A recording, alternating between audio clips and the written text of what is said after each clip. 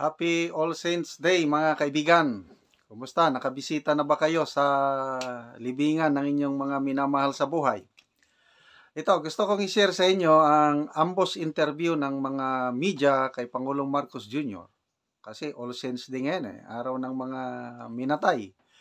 Tinanong ng mga media si Pangulong Marcos, ano ang masasabi niya doon sa pahayag ni BP Sara na huhukayin niya ang labi ni Pangulong Marcos Sr. at itatapon sa West Philippine Sea. Sa wakas, nagsalita na ang Pangulo. Okay, panoorin natin itong short video na ito. Mr. President, this is the day when we honor the memory of our dearly departed.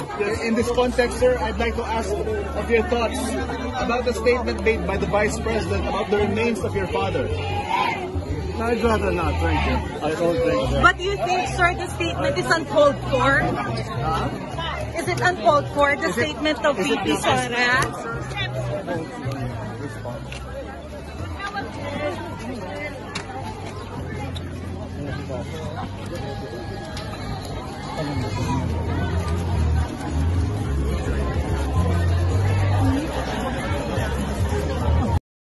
So, yun, nagsalita. Kaya lang, I'd rather not. Yun lang, matipid ang salita ng Pangulo. Parang no comment pa rin eh. Ang daming naghihintay ng sagot niya. Kasi sabi ni isang political analyst, Professor Ronald Llamas, dapat sagutin ng Pangulong Marcos yung issue na yun. Tahimik silang magkapatid, pati si Senator Amy. Sabi ng political analyst, mahinang klaseng anak itong dalawang ito, pati mahinang leader din. Bakit pinapabayaan lang na parang desecration na kasi paglapas tangan na ng honor ng Marcos Sr. yung ganong payag, hindi man sila sumasagot. Anyway, ano na lang yun, diskarte na ng Pangulo kung ayaw niyang sagutin. Okay, si Pangulong Duterte naman, tinanong din siya ng media. Okay? Ano ang masasabi niya sa pahayag ni BP Sara? Ito, maganda ang sagot ni Pangulong Duterte. Medyo mahaba-haba. Basta sabi niya, nagmana sa akin yang tatlong anak ko, si Inday ang nagmana sa aking ugali na may pagka, alam nyo na, yung pagka, sa panoorin natin ang video na ito, yung sagot ng Pangulong Duterte sa issue na ito.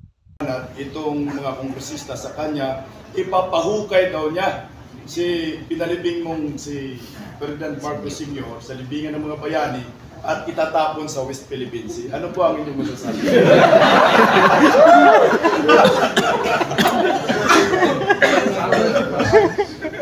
Tatlo yung anak ko. Siyang babae, dalawang lalaki. Ang nakakuha sa ugali ko sa bunga bastos, Inday.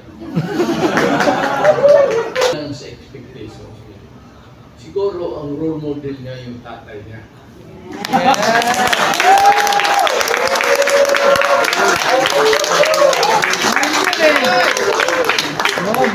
Ito naman, hindi naman lahat ng presidente kaagad.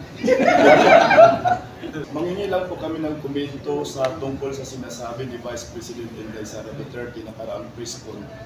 Naalala po natin na 30 years ago ay ipinalibing niyo po ang Marcos Sr. sa libingan ng mga bayani. Ngayon po, ayon po kay Vice President Inday Sara sa kanyang press con, sinabi niya kay Senator Amy Marcos, pag ayaw daw tumigil sa kabanat itong mga kongresista sa kanya, ipapahukay daw niya si pinalibing mong si Ferdinand Marcos Sr. sa libingan ng mga bayani at itatapon sa West Philippine Sea. Ano po ang inyong masasabi?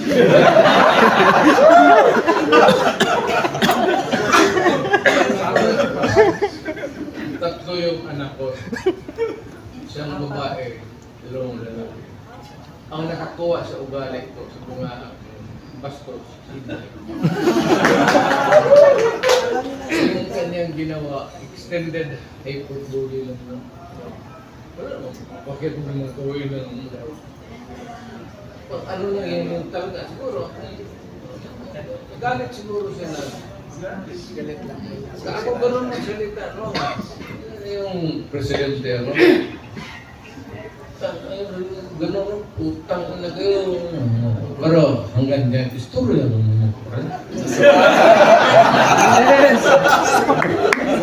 totoo dyan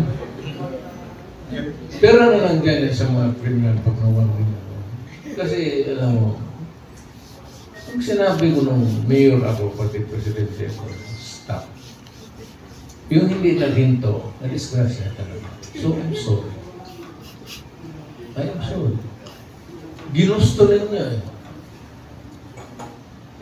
I said you make your own history in this moment ikaw yung humahawak ng buhay kung anong mangyari sa buhay mo pag yan ang pinili mo tapos nagkalit-siletse face the consequences kasi pagdating ng putukan sigurado kalaban mo ang gobyerno ang kagaya mo kung maka-mayor ka tapos presidente ng kagaya mo na mainit yan sa ganun kung sabihin mo nang wala kang pera maghanap ako ng paraan ibibigay ko yung sweldo ko ng buwan ito sige you start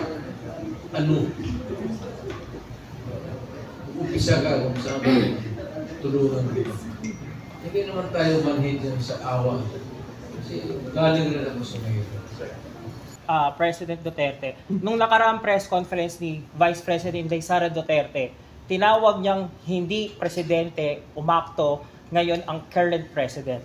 Kung kayo po ang tatanungin, ano po ang reaksyon niyo sa pahayag po ng anak ninyo? Well,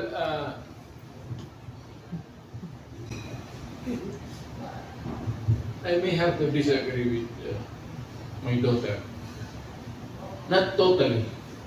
Baka kulang sa expectations. Siguro ang role model niya yung tatay niya.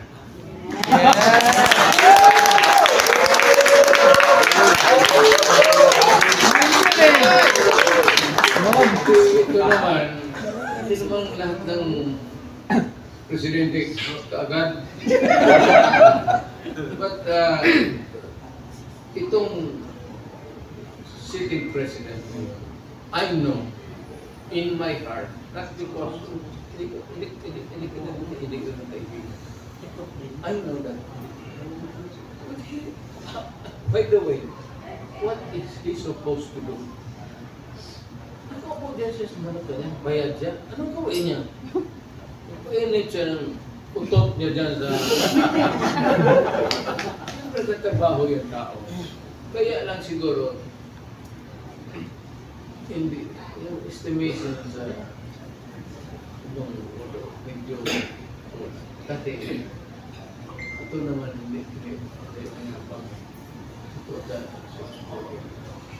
hindi naman magagaya sa akin na potang ina, patayin kita dito, leche ka, yawa ka ambok na naman, story yun pero pareha lang yun Last question po, President Duterte. Ano po ang reaksyon ninyo sa ginagawa po ngayon ng Kamara laban sa pamilya ninyo, ang ginawa nilang Quad Committee at ang patuloy pong panggigipit po sa budget po ng Office of the Vice President? Okay po. I really do not know. I have to talk to my daughter. Who are these people that's after the skin? Palagay ko naman hindi sa politika kasi wala namang ambisyon yung anak ko maging presidente. There was never, nandiyaman ang Diyos, there was never a time to talk about presidency. Sabi ko nga sa kanya noon, magpasalamat ka sa Diyos na inapot mo yun. O para sa akin, babae ka, okay na yun. Sir, last po. May tanong, last na po. Ma'am, Mr. President, opo. Sorry po. Opo. Nung nakaraan po kasi sinabi rin po ni Vice President Inday Sara dun sa kanyang press conference sa OVP, natanungin daw po kayo kung totoo nga daw po na hindi niyo po daw siya totoong gustong patakbo yung presidente. O baka reverse psychology na lang daw po siya para mapilitan siya? Mula po sa inyo. Ayaw ko talaga. Una-una, naaawa ako. Sabi ko, dahil dumaan ako. At huwag sana ma-insulto ang Pilipino. Putang ina. Wala kang makuha.